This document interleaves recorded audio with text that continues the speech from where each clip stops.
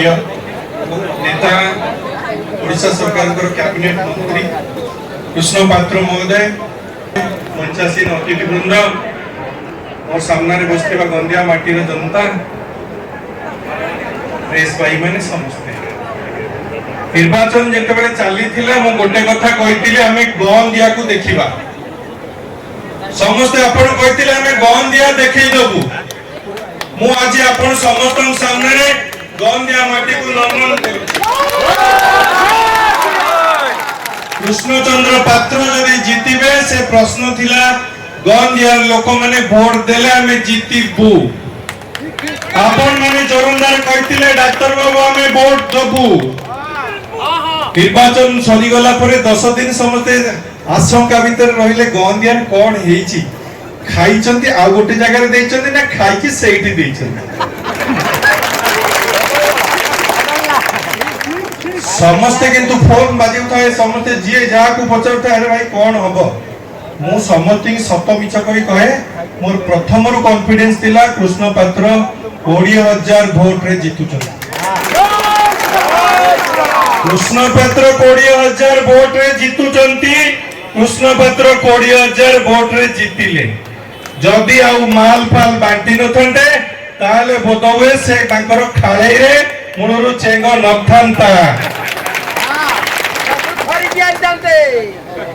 गंदिया माटी प्रमाण कर देछि ढेंकानाल विजय गंदिया दब एवं गंदिया देला आपण को पूरी प्रणाम करछि जो शब्द मु कहितली ए माटीरु विजयर स्वर उठिबो ए माटीरु विजयर स्वर उठिला कृष्ण भाई जेते गाड़ी रू ओल्लाइले रुद्र भाई ओल्लाइले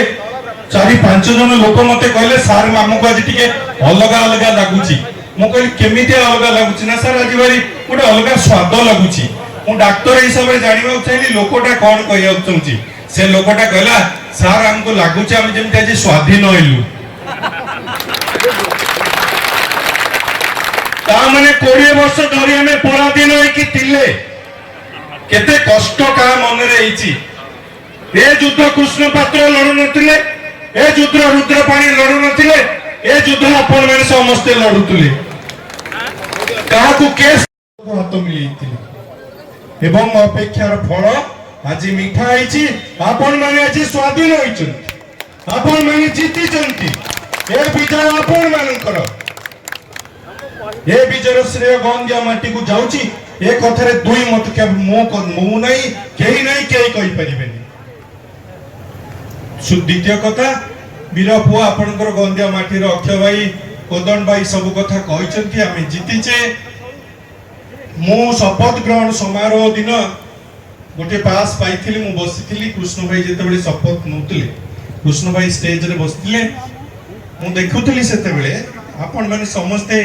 टिक अनुभव करिवे जेते बेले पूर्वतन मुख्यमंत्री नवीन पटनायक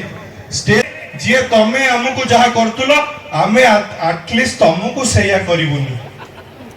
तमे भलरे बंच हमर सब खाइबा छडेइतिलो एबे भाबोनी जे आउ थोरे हम खाइबाटा छडेइ नबो आमे खाइबो तमे तम घरे पखाळ करी खा किंतु भाबोनी आमे जेतले गरम भात खाइबा को तो बाहरिलु तमे आसी की भाग पके की पुणी माछ जोलटी खाइ दबो के ठीक नै भाई माने खराब व्यवहार करिबानी काको असत व्यवहार करिबानी किंतु हम न्याय्य दाबी को हम हाथुर आउ छडेइबा को दबानी ए नीति स्वभाव बारंबार कृष्णचंद्र पात्र को आम गंदिया माटी नेता करी पठेई चली ए प्रतिश्रुति आमको दबा पड़ो कृष्णचंद्र पात्र माननीय सांसद रुद्रनारायण पाणी महोदय को बोले जय श्री राम बोले जय श्री राम।